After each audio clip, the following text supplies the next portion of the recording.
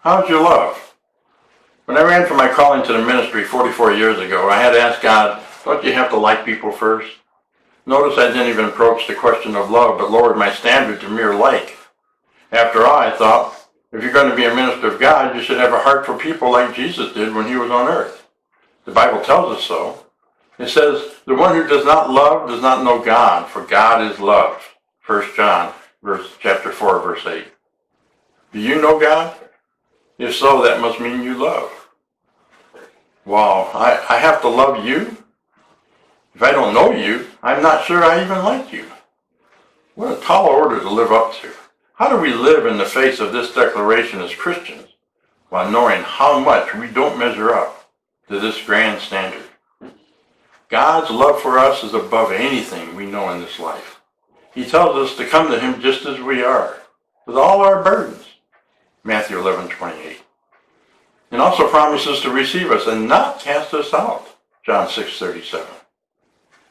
While we were yet sinners, Christ died for us. Romans 5:8. And even while we were weak and helpless, Christ died for the ungodly. Romans 5:6.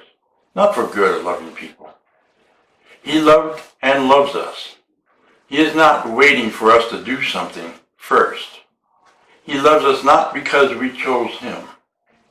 We love God because he loved us first. 1 John 4:19. There aren't any conditions for his love towards us, while we know we are not worthy of it. That's an agape kind of love. Love that is not self-seeking or self-centered.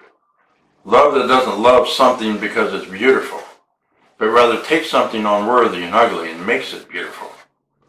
That is a love that dwells in believers when we declare our fidelity to God.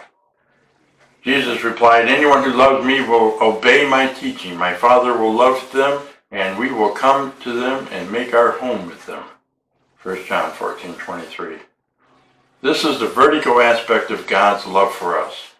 As renewed and reconciled believers, we receive this godly love in our lives. As angled mirrors, we're to reflect his love out into the world. It is not our love. That is to say, not a love that originates in us, which is artificial. Rather, it's God's love that shines out into the world.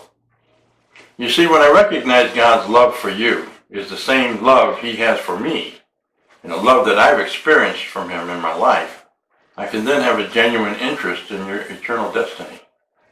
Being a broken human being, I might not exhibit the love of God in the full sense. In fact, I don't even have to like you. But the love I need to love you with is not my love. It's the love of God that flows through me. That's the same love that changed me and continues to do so. And it will change you too. So when I asked God so long ago if I needed to like people first, he tells my spirit, no, Karl. You don't have to like people first, but you do have to love them.